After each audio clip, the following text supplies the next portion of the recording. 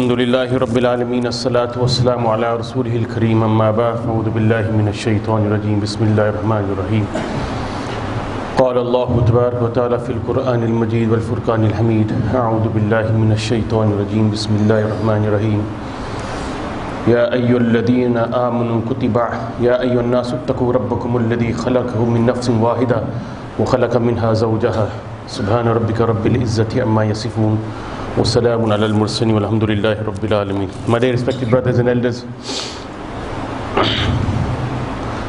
last week I was speaking about how Islam plays a role in business, and if a person is God conscious in business, how that business succeeds, and how this person in the eyes of the Prophet of Allah will be associated with prophets, siddiqeen and shuhada. Imam Ghazali rahimahumullah, he has mentioned the foundation of business. It is وَتَعَاوَنُوا عَلَى الْبِرِّ وَالتَّقْوَى. This is the foundation of business. And for the last 2 to 3 months I have been speaking about this attribute and quality of Islam, which is called taqwa. So you see, taqwa even prevails in business as well. وَتَعَاوَنُوا عَلَى الْبِرِّ وَالتَّقْوَى. That if a person is God-fearing, he fears Allah Rabbul Izzat, this person, inshallah, his business, he will be a successful businessman. He will reap the fruits of barakah and blessings. Listen to my words very carefully. I am not saying he will reap the fruits of abundance. He will reap the fruits of barakah and blessing. Whatever he earns, that earning for him will be beneficial. That earning will be spent for appropriate and through the proper channel. It will be spent appropriately, and it will be spent on the correct things and through the proper channel. If we have to wrap up, summarize in a nutshell the etiquettes and the adab and the principles of Islamic business, there are 8 to 10 in total. Whatever a person, whatever merchandise a person is selling, or whatever nature of business a person is doing, his business should revolve around these 8 or 10 principles. If he is missing one of these, if he is not acting upon one of these principles, he will be deprived of barakah and blessing. We see in the time of the Prophet of Allah, the Sahaba, and then the Tabi'een, when it came to implementing and applying these principles, they were very stern. They were very scrupulous and stringent. That's why they reap the fruits of their business in this dunya. That's why when they used to walk in the markets, or when they used to walk down the street, people used to call them Amin or Sadiq. There is a question which I will pose today. We have heard this many a times, and many is not the correct word here. 1,000,000 of times we have heard this. The Prophet was Sadiqul Amin. How was the Prophet Sadiqul Amin? If a person remains at home, does nothing, just does the ibadat of Allah Rabbul Izzat and fast, how can he be known by the people as As-Sadiq and Amin? He has to do something revolving around Sidq and Imana, which will give him this title. If a person is generous, the reason is he spends in the path of Allah Rabbul Izzat, that's why he's called generous. And on the same token, if a person is a miser, the reason is he doesn't spend, that's why he's called a miser. Now if a person is called Sadiq, there must be some reason why he's been given this title. And if he's Amin, there must be some reason why he's been given this title. And what is the reason? That's why there is no doctrine in Sharia of mutual reliance. None. There is no concept of unemployment in Islam. No concept. No concept of unemployment in Islam. The Prophet ﷺ said, trustworthiness attracts righteousness. And when a person becomes righteous, he becomes entitled to Jannah. Now, why was the Prophet called As-Sadiq and Al-Amin? What is the reason? Is it because he was well known because of his ibadah? Was it because he was kind and generous to the people? Was it he was helpful for the people, or assisted the people when they were in problems? Why was the Prophet called As-Sadiq and Al-Amin? We say this many a time, but we don't ponder. If the Prophet had to be given any title before Nabuwah, it should have been he's kind, he's generous, his akhlaq are great. But no one gave him these titles. He only had 2 titles before becoming a Prophet of Allah. And he was known by these titles. Wherever he walked the streets in Makkah, he was known by these 2 titles. As-Sadiq and Al-Amin. You know why? He was a businessman.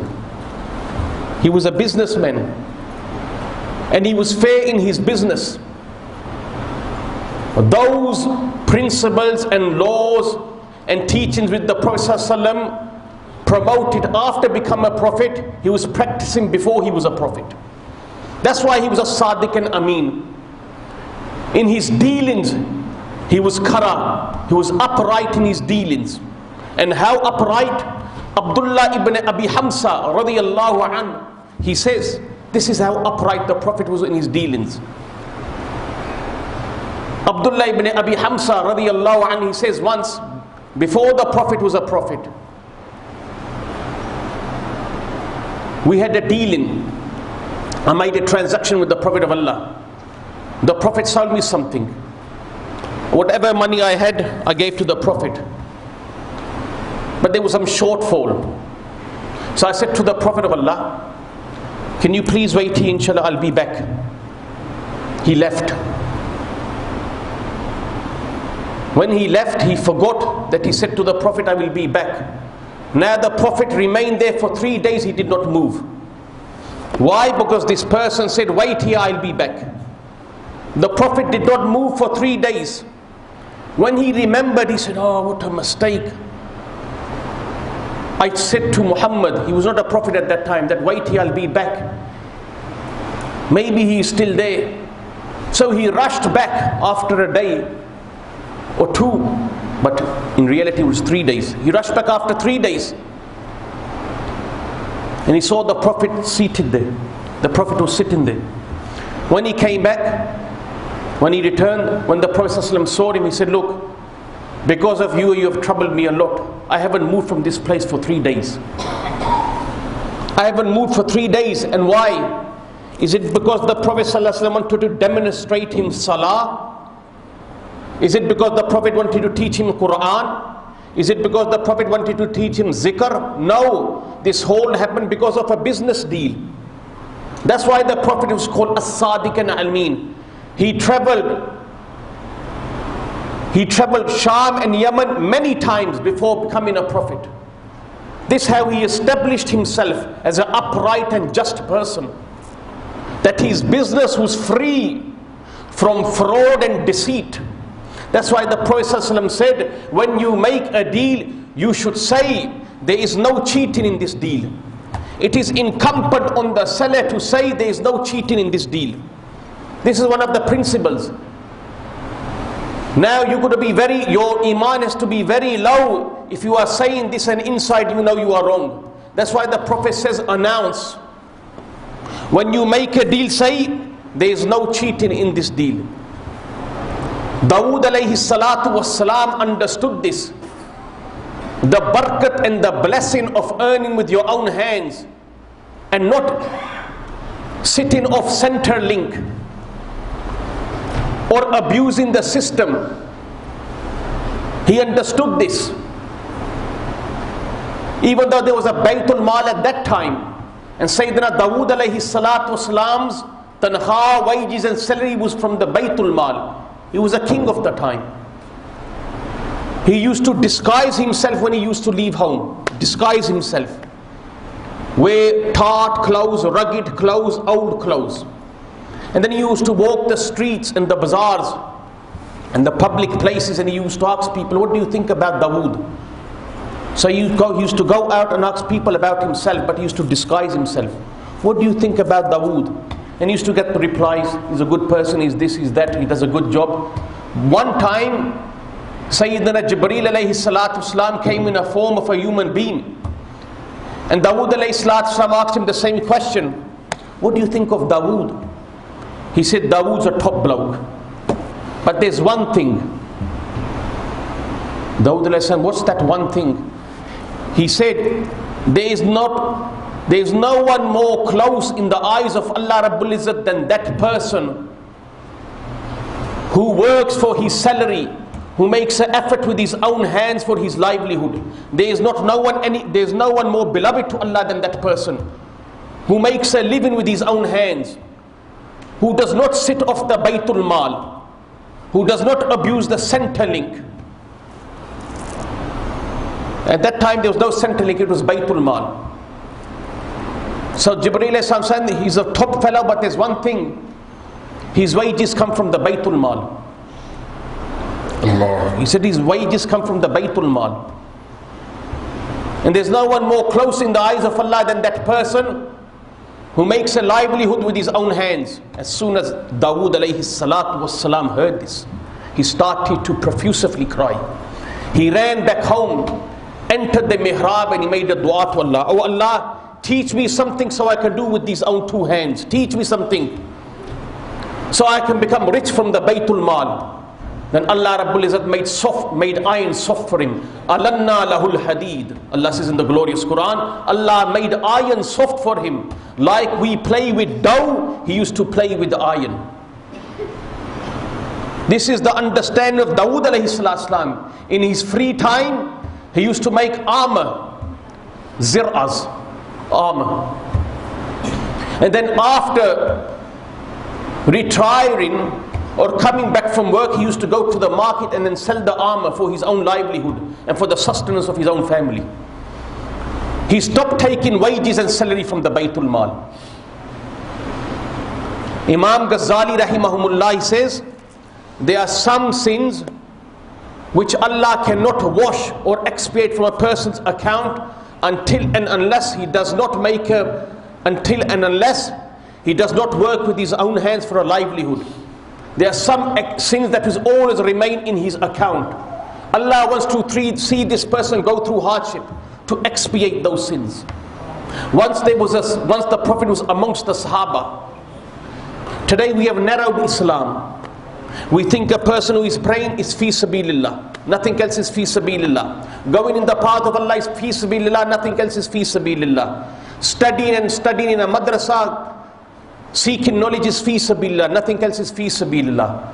As far as fi sabilillah is concerned, being in the path of Allah Rabbul Izzat, it is so broad, it is broader than the horizon. Broader than the horizon. Everyone is in fi sabilillah if the intention is correct. Everybody. On the day of judgment, everyone will be resurrected if they had that intention. When they were in that walk of life and they had this intention, they will be resurrected fi sabilillah. Allahu Akbar. Allah accommodates everybody. The weak, the strong, the extra weak. Allah accommodates everybody. So on the day of judgment, no one's a loser. So on the day of judgment, no one's a loser. Everyone's a winner. He spent all his life in the path of Allah, he's a winner. This person didn't spend his life, but he served his parents. He was in fi sabilillah as well. Once the Prophet was amongst the Sahaba, and Abu Bakr Siddiq was there as well, and a young boy passed, a robust young boy, handsome, young, beautiful boy. He had a good structure. And Sayyidina Abu Bakr Siddiq radiallahu anhu, he said, how good would it be if this person fought in the path of Allah Rabbul Izzat? So this was the opinion of Abu Bakr Siddiq. How good would it be if this person fought in the path of Allah Rabbul Izzat? And in the eyes of Allah Rabbul Izzat, the greatest of virtues, the greatest form of virtue, it is fighting in the path of Allah Rabbul Izzat. That's why their rank comes after the Anbiya. As far as Amal is concerned, as far as knowledge is concerned, there are two classes. The class of Anbiya and Siddiqeen. And as far as the classes of Amal, action are concerned, there are two classes. Shuhada and Salihin. Shuhada is above Salihin. So in the eyes of Allah Rabbul Izzat, as far as amal is concerned, not ideology and knowledge, there's no one greater than the shuhada. So Abu Bakr Siddiq, he was valid in saying this, he was right in saying this, he was correct in saying this. If this young person was in the path of Allah Rabbul Izzat, how good would it be? How did the Prophet reply? This is why the Prophet was very wise and smart. Very wise. He could have said, yes, come here young boy, go in the path of Allah Rabbul Izzat. But everybody has their own, everyone is in their own theatre, in their own arena. Everyone is in their own world. I don't know what you are suffering, I don't know what you are experiencing, I don't know what you are going through. And on the same token, you don't know what I am going through, what I am suffering, what I am thinking. So we could accommodate, give the person the benefit of the doubt. And this is what the Prophet used to do. Give the benefit of the doubt to the people. Benefit of the doubt. The Prophet said, if this person, young person of Abu Bakr Siddiq, this young person who you are looking at, if this young person is serving and helping his parents, he is in the path of Allah Rabbul Izzat. Allahu Akbar. And if this young person, and if not this, if this young person is making a livelihood for himself, for his children, he still is in the path of Allah Rabbul Izzat. And if this person has this intention that he's making a livelihood, so he does not become a beggar or asks from people, he's still in the path of Allah Rabbul Izzat. The Prophet left no room for a person not to be in the path of Allah Rabbul Izzat. All we have to do is make the correct intention. Why are we making a livelihood? But the Prophet ﷺ completed this hadith by saying, if this person is doing all this for name and show, then he's in the hands of the shaitan. He's on the path of the shaitan. So whatever we are earning, whatever we are making, if it is for the sustenance of myself, the sustenance of my family, this person is in the path of Allah Rabbul Izzat, his intention is 100% correct. On the day of judgment he will be resurrected with the Anbiya, the Siddiqeen, the Shuhada and the Sulaha. Wathila ibn Aska radiyallahu an, a famous Sahabi of the Prophet of Allah. It is said, once after Asr, and usually Asr is the time, not nowadays, even nowadays in the West, especially in the Muslim countries in the old days, not now. After Asr, the business used to increase after Salatul Asr. The reason being is people are coming back from work, buying groceries. And the shopkeepers, they are wrapping up their business for the day. So it used to increase business. It used to increase the influx of customers. So now at the time of Asr, what happens is, Wasila ibn Aska radiyallahu an, he performs his Asr Salah. Allah Rabbul Izzat in the glorious Quran says, Hafizu ala salatil wusta, that be diligent and careful regarding Salat wusta. And it is the commentary of the majority of the Mufassirun that what does Allah mean by Salat wusta? He means Salatul Asr. The reason being is this is a time where the time for Salat is very narrow. The gap is very narrow. You've got 1 hour, 1 hour 15 minutes. So if you get caught up in business, there is a possibility you can miss your Salatul Asr. That's why Allah Rabbul Izzat says, take care of your Asr Salah. You should instantly read it. As soon as the time of Asr starts, perform your Salah. There's a possibility you can miss your Asr Salah. So now what happens is he performs his Asr Salah and he comes back. He used to sell and buy camels. Now really, to understand where I'm coming from, we have to understand and read the history of the Arabs and their condition and their situation before the advent of prophethood. Then you will understand where I'm coming from. Such a big transformation, such a big change, it's amazing. And it is all the barakat and the blessing of Muhammad sallallahu alayhi wasallam. Today we are seated here, we are praying in whatever fashion, whatever level of khushu, khuzu we have in our salah, it is the barakah and blessing of Muhammad sallallahu alaihi wasallam. 1400 years have passed. What haven't people tried to do as far as Islam is concerned? People have tried to bury Islam for the last 1400 years, but Islam has always prevailed and it will prevail until Qiyamah. Because a sign of Qiyamah it is that Islam will be buried. So if someone is trying to bury Islam, in reality he is calling Qiyamah before time. If anyone is trying to bury the Muslims, in reality that person is trying to call Qiyamah before time. Qiyamah will come at his time. No one can bury the Muslims. No one can remove Islam from the face of the earth. If you read Islamic history, the plots and the plannings against Islam from day one, but at the end of the day, Islam always succeeded and prevailed. It is because of people like Wathla bin Aska radiyallahu ta'ala why Islam prevailed. It is said he used to buy and sell camels. One day what happened is that a customer came and he sold him a camel for 300 dirham. Now this is a person who had no regard for humanity. These are Arabs. Before the time of the Prophet, no regard for humanity. They used to bury their own daughters. There are names of certain and specific battles which carried on for centuries. I'm not talking about years, centuries. 100 years, 200 years, one thing, a battle is carried on, a feud is carried on, a disagreement has carried on for 200 years. And what is the disagreement? Maybe he says something to him, that's it. This creates a disagreement. It's in the heart for 100, 200 years. There's names for this in the books of history. Wasla bin Askar sells the camel 300 dirham. The person leaves. When the person leaves, Wasla bin Askar, he realizes he has made a big blunder and a big mistake. And he has forsaken the first principle of business. What is that?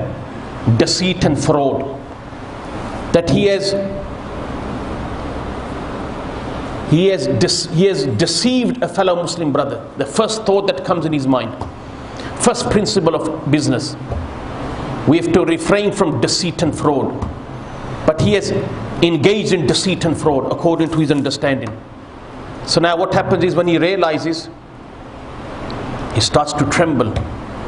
And then he goes out in search of this person. And you've got to remember now, the time is very short. Now the markets are closing. I mentioned at the start, it's the time of Asr. He goes out in search of this person.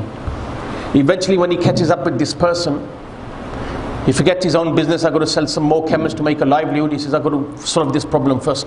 He goes out in search of this person. When he finds this person, he says, look, I have a question. What was the nature of your business? Why did you buy the camel from me? He said, what's your problem? Why are you asking me? He goes, look, before I can determine the price of the camel, he says, I've already paid you 300 dirham. He says, don't worry. There's something that has come in my mind. I need the answer from you. He said, what? He said, why did you buy? He said, Wasta bin Askar said, why did you buy the camel from me? Did you buy it for its meat? Or did you buy it as a means of conveyance? Did you buy it for its meat? Or did you buy it as a means of conveyance? He said, I brought it as a means of conveyance. He said, all right, if that is the case, I have to tell you something about this camel. Number one, this is called khiyar aib. What is this called? Khiyar aib. And this is something that is prevalent in the West. Khiyar aib. 16 days money back guarantee, 30 days money back guarantee. Where did this concept come from? It came from Islam. It's called khiyarul aib in the books of fiqh. So now he says, look, I have to tell you something. One of its foot is defective, and one of its front hoof, it's got a hole in it. And when I was making this deal with you, I did not disclose this. So you have to take 100 dirham back from me. So he returns 100 dirham. This customer was over the moon. Alhamdulillah, I was ready to pay 300 and I'm getting 100 back. Alhamdulillah. He said, but why? Why are you returning 100 dirham back? You know what he said? He said, the wealth of this dunya is temporary. Gold and silver, it will all perish. The nature of gold and silver it comes and it goes. No big deal. Today if I'm suffering a loss, inshallah my Rabb will compensate for it later. But I have made an oath with my Habib, with the Prophet of Allah. I have made an oath.